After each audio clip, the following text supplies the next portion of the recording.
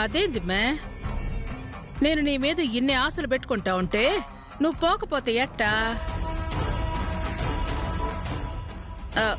వేరే ఆలోచనలు ఏం పెట్టుకోమాక. ఆడికి పోయిన వెంటనే నువ్వు తిండికి ఇబ్బంది పడతావని ఇదిగో నీకోసం రోటి పచ్చడి కూడా చేసున్నా.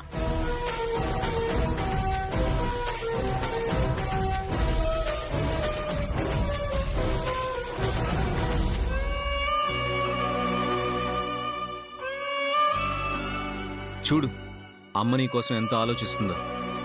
అమ్మ నా కోసం ఆలోచిస్తుందంటే అందులో గొప్పలేదు.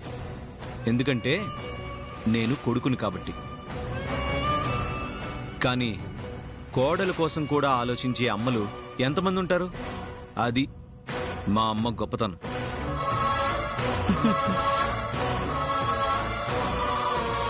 అయ్యో, మీ అమ్మ కోడలి కోసం ఆలోచించడం కాదు, కొడుకు నుంచి కోడల్ని దూరం చెయ్యాలని చూస్తోందని మీకెలా చెప్పాలి? చెప్తే మీరు నమ్మరు. ఏందమ్మే అంత ఆలోచిస్తా ఉండవు? మాకు దూరంగా పోవాలి నాన్నా. అంతగా చూడాలనిపించే వారానికి ఒకసారి వచ్చిపో. అది కూడా అక్కర్లేదు మా, ఫోన్లుండాయి, వీడియోలో కూడా చూసుకోవచ్చు. మనుషులు పక్కనే ఉన్నట్టుంటది, ఇంక పక్కనుండే పని ఎలా. కాబట్టి ఎక్కువ ఆలోచించకుండా బయలుదేరమా. శివ, ఆమె బట్టలు సర్దుకుంటాది, నువ్వు సాయం చెయ్యి. అలాగే అమ్మా.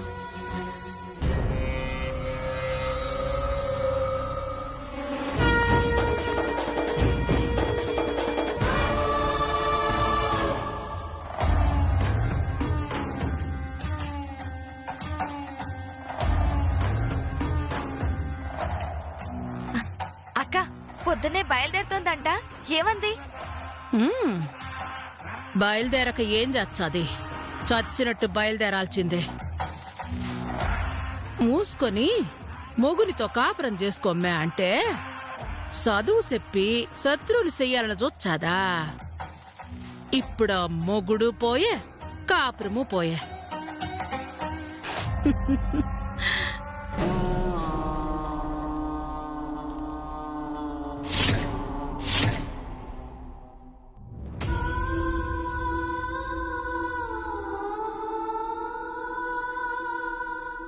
అత్తయ్య, ఇది కేవలం మొదలే అత్తయ్య. ఆయన వేలి ముద్రని సంతకంగా మార్చే వరకు, అమాయకంగా అన్ని నమ్మే స్థాయి నుంచి ఇది అన్యాయం అని అమ్మాజీని ఎదిరించే స్థాయి వరకు తీసుకొస్తాను. మొన్న నువ్వు టీవీలో మాట్లాడుండ్లా, అది చూసి వాళ్ళు నన్ను అడిగితే నేనే మాటిచ్చిండా. అమ్మా, నీకు నీ కోడలు ఉద్యోగం చేసి పేరు సంపాదించాలి, అంతే కదా? రేపొద్దునే ఈశ్వరి ఆ ఉద్యోగానికి వెళ్తుంది.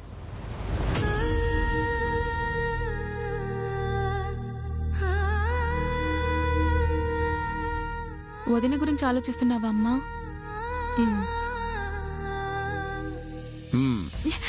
నాన్న, ఎప్పుడొచ్చారు? ఇప్పుడే వచ్చానమ్మా. ఏంటి తల్లి కూతుళ్ళిద్దరూ దీర్ఘంగా ఆలోచిస్తున్నారు?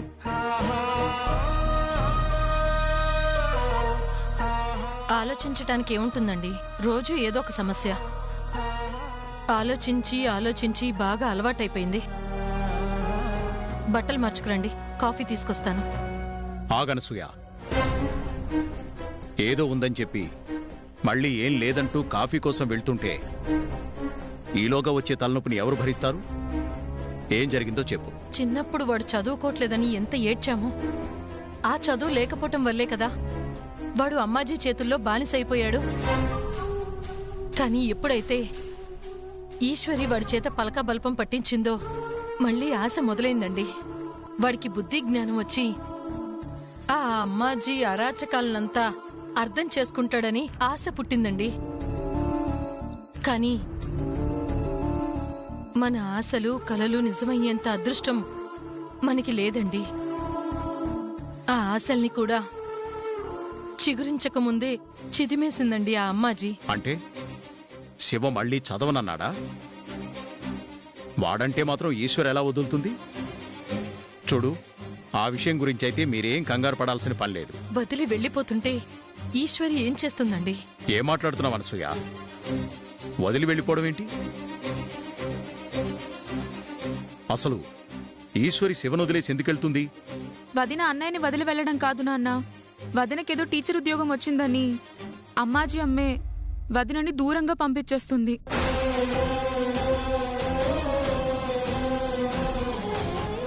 మొన్న నువ్వు టీవీలో మాట్లాడుండ్లా, అది చూసి వాళ్ళు నన్ను అడిగితే నేనే మాటిచ్చిండా. అమ్మా, నీకు నీ కోడలు ఉద్యోగం చేసి పేరు సంపాదించాలి, అంతే కదా? రేపొద్దునే ఈశ్వరి ఆ ఉద్యోగానికి వెళ్తుంది. శివని మారుస్తోంది కదా అని అమ్మాజీ భార్యాభర్తల్ని విడదీస్తోందా? గుంటనక్క బుద్ధులు ఇక్కడ కూడా చూపిస్తోందన్నమాట.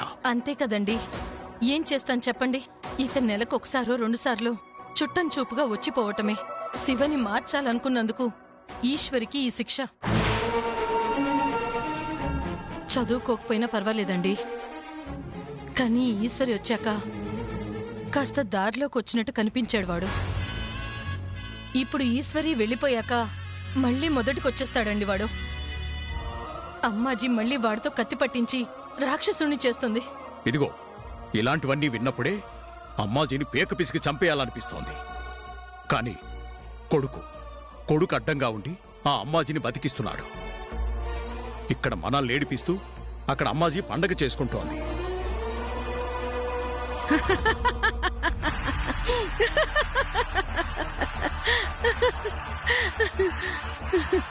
మొగుడికి చదువు చెప్పించాదా? నాకే వార్నింగ్ ఇచ్చాదా? ఇప్పుడేం చేర్చాది? పొద్దున్నే లేసి కనీసం మొగుడి మొహం కూడా చూడకుండా చేసేసున్నా. అది ఈ అమ్మాజీ దెబ్బంటే. నువ్వు సూపర్ పెద్దమ్మా. ఈ దెబ్బకి వదిన గూబ గుయ్యమనుంటుంది. లేకపోతే ఈ అమ్మాజీకి ఎదురొచ్చాదా? పీటల మీద పెండ్లి ఆగిపోతే పోన్లే పాపమని తాలి గట్టించి కోడల్ని చేచ్చే నా కాళ్ళ దగ్గర బడుండక నాతోనే కయ్యానికి కాలు దూతాదా? వాణ్ణిట్ట పనికి మాలినోణ్ణి చేసేదానికి 20 ఏళ్లుగా కష్టపడినా. అట్టాటిది ఒక ఆడబిడ్డొచ్చి రాత్రికి రాత్రే వాణ్ణి మార్చేచ్చానంటే నేనట్టు ఊరుకుంటాను? ఇది నేను రాసిన రాత. ఎవరు మార్చాలని చూసినా వాళ్ళ తలరాతనే మార్చేచ్చా. ఇక అంతేనా అమ్మా? వదిన వెళ్ళిపోవాల్సిందేనా? వెళ్లకుండా ఆపేవాళ్ళు ఎవరు లేరా? ఆపాల్సిన వాడే ఆపకుండా అమ్మాజీకి వంత పాడుతోంటే ఇంకా ఎవరాపుతారమ్మా? అరే, తాళి కట్టిన భార్య నాతో కలిసి బతకాలి కదా, అలా ఎలా వెళ్ళిపోతుందని అడగకుండా అమ్మాజీ వెళ్ళమంది కాబట్టి వెళ్ళిపో అనంటే ఎవరు మాత్రం ఏం చేస్తారు? వాడు మారనిదే ఇక్కడెవరి జీవితాలు బాగుపడవు. ఆ మార్పు కోసమే ఈశ్వరి ప్రయత్నిస్తుంది కదండి. కానీ ఈశ్వర్ని దూరం చేస్తుంటే వాడింకేం మారతాడు చెప్పండి? అవే అమ్మాజీ తెలివితేటల అనసూయ. శివని మారనివ్వదు, మార్చాలనుకునే వాళ్ళని శివకి దరిదాపుల్లో ఉండనివ్వదు. ఏదో అద్భుతం జరిగి ఏ దేవుడో కరుణిస్తే గాని ఈశ్వరి ఉండడం జరగదు. అంతా బాగానే ఉంది గాని అక్క, రాత్రికి రాత్రి ఈశ్వరి శివ మనసు మార్చేసి శివ పెళ్ళాలు లేకుండా నేను ఉండలేను అని తన్ని ఇక్కడే ఉండమని చెప్తే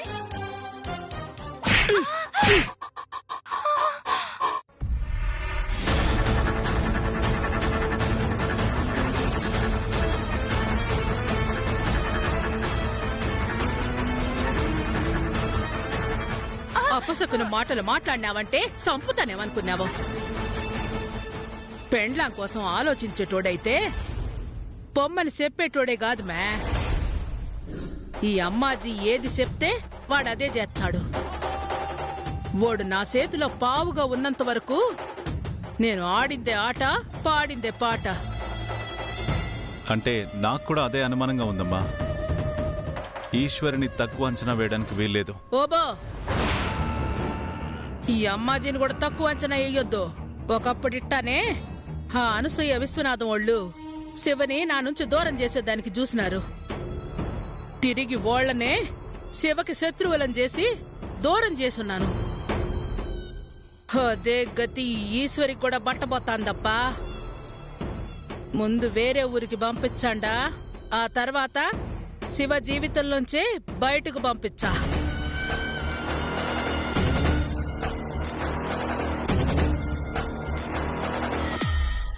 ఆ అమ్మాజీ శివ ఈశ్వరుల్ని విడదీస్తుంది. వాళ్ళ జీవితాలు ఏమైపోతాయో ఏమో. భగవంతుడా, వాళ్ళు ఎప్పటికీ కలిసుండేలా ఆ అమ్మాజీ దుర్మార్గానికి వాళ్ళ జీవితాలు బలి కాకుండా చూడు స్వామి.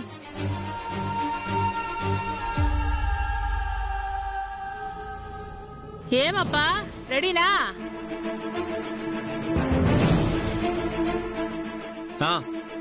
రెడీ అమ్మా, వచ్చేస్తుంది.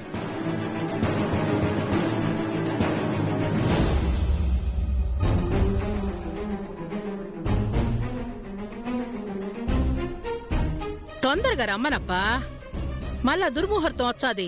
ఈశ్వరి తొందరగా రా, మళ్ళీ దుర్ముహూర్తం వచ్చేస్తుందంట. దుర్ముహూర్తం కాదమ్మాజీ, ఇది నీ దుర్మార్గం. నీకు అడ్డం వస్తుందని కోడల్ని కొడుకు నుంచి దూరం చేయాలని చూస్తావా? పుట్టగతులుండవు నీకు. అమ్మే ఈశ్వరి, ఈశ్వరి,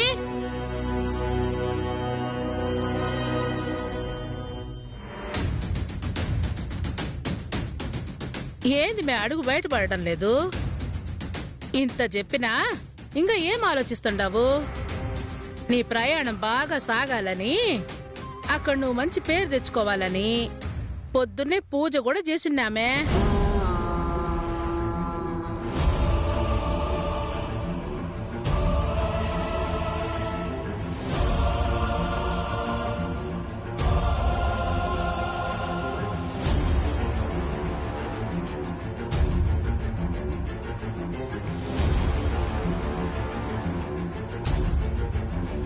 కాల్ లెటర్ తీసుకోమే.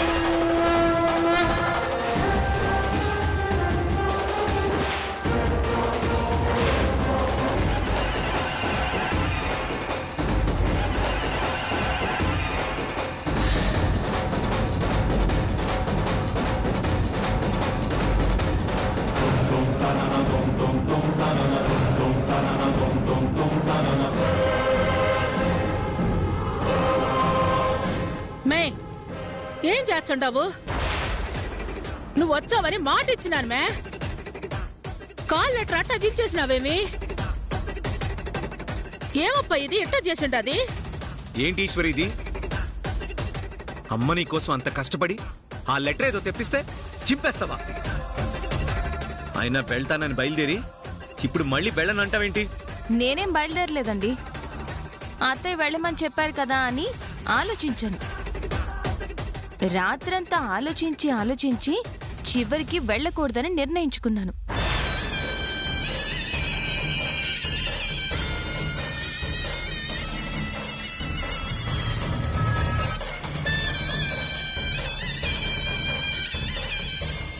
లేదు, అత్తయ్య వెళ్ళమన్నారు కదా అని బలవంతంగా వెళ్ళమంటే వెళ్తా. అత్తయ్యకి ఇంకో కాల్ లెటర్ తెప్పించడం పెద్ద కష్టమేం కాదు. కానీ తర్వాత అత్తయ్య పరువు పోతే నాకు సంబంధం లేదు. నా పరువు ఎందుకు పోతాది మే? ఏం మాట్లాడుతుండావు? అవునత్తయ్య, ఇక్కడ ఇంట్లో మీ అబ్బాయి గారికి చదువు చెప్పకుండా ఎక్కడో 100 కిలోమీటర్ల దూరంలో ఉన్న పిల్లలకి చదువు చెప్పడానికి పోతే ఎవరన్నా ఏమంటారు? అమ్మాజీ కోడలు ఇంట గెలవలేదు కానీ రచ్చ గెలవడానికి పోయిందని అనరు? పైగా మొగుడు జీవితం కంటే జీతమే ఎక్కువైపోయింది అంటారు. అప్పుడు ఎవరికి పరువు తక్కువ? మీకు కాదు? కరెక్ట్గా చెప్పావమ్మా. ఇప్పటికే అమ్మాజీ కొడుకుని కావాలనే చదివించలేదు అని చాలా మంది అనుకుంటున్నారు. ఇప్పుడు నువ్వు కష్టపడి 4 అక్షరాలు నేర్పించడం మొదలుపెట్టావు. ఈ సమయంలో చదువు చెప్పి నిన్ను దూరంగా పంపించేస్తే ఖచ్చితంగా అమ్మాజీకి కొడుకు చదవటం ఇష్టం లేదని అనుకుంటారు. ఎందుకు అనుకుంటారు మా? ఇక్కడ పంతుల్ని పెట్టి చదివించానంటాను కదా, ఇంకేం కావాలా? మంచి ఆలోచనే అత్తయ్యా, కానీ ఇంట్లో బియ్యం దానం చేసి అడుక్కు తిన్నట్టు ఉంటుంది. నా భర్తకి నేను చదువు చెప్పకుండా వదిలేసి ఎవరికో చదువు చెప్పడానికి వెళ్ళడం ఏంటి? ఏమైనా అర్థం ఉందా?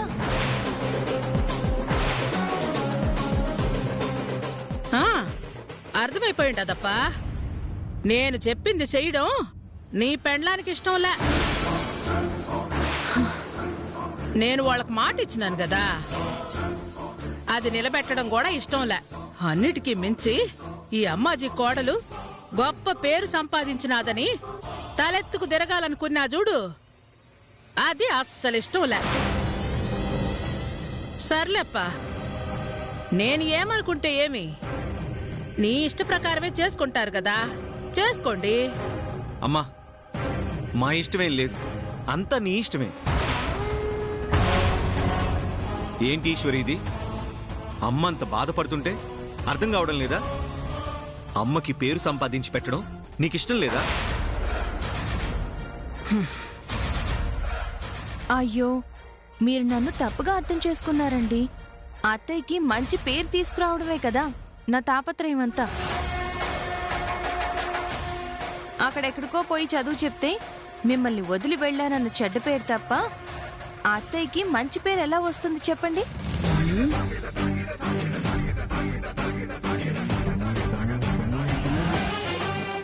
అయినా ఇక్కడికి 100 కిలోమీటర్ల దూరంలో ఉన్న ఊళ్ళో అమ్మాజీ అన్న పేరు ఎవరికి తెలుస్తుంది?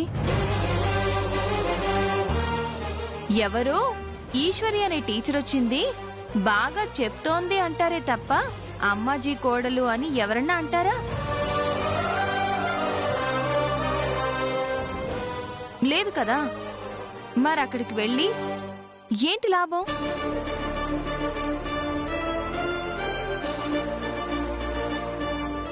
అదే ఇక్కడే అమ్మాజీ ఉచిత విద్యా శిబిరం అని పెట్టి ఆ 100 మంది పిల్లలకి ఉచితంగా చదువు చెప్పామే అనుకోండి, అప్పుడు కదా అత్తయ్యకి పేరు. ఏమంటారు?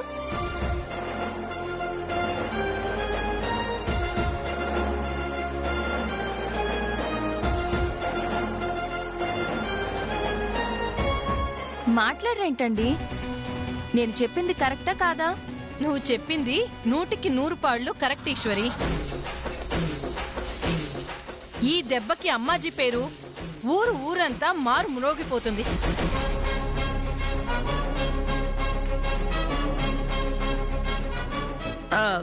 నాకు కావాల్సింది అది కాదు మా.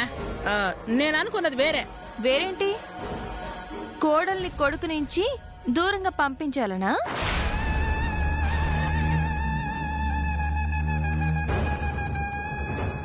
ఏం మాట్లాడుతున్నావు? నీ మంచి కోసమే అంటుంది గాని, లేకపోతే నిన్ను దూరంగా పంపించాలని అమ్మ ఎందుకు అనుకుంటుంది? అయ్యో, అత్తయ్య ఏదో దురుద్దేశంతో పంపిస్తున్నారని నేను అనడం లేదండి. మంచి ఉద్దేశమే. నేనిక్కడే ఉంటే మీ ఆలోచనలో పడి ఎక్కడ పని మీద దృష్టి పెట్టను అని అత్తయ్య గారి భయం.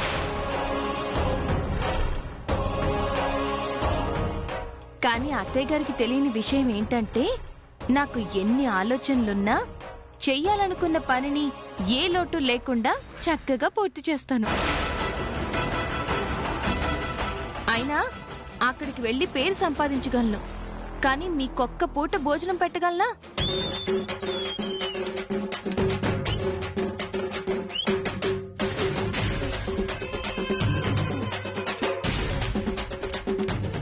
అత్తయ్య గారికి నా చేత్తో కాఫీ ఇవ్వగలనా? రేపు అత్తయ్య గారికి ఒంట్లో బాగాలేక మంచం పట్టారే అనుకోండి, వీడియో కాల్లో ఎలా ఉన్నారు అత్తయ్య అని అడగగలను. కానీ దగ్గరుండి ఒక్క టాబ్లెట్ ఇవ్వగలనా?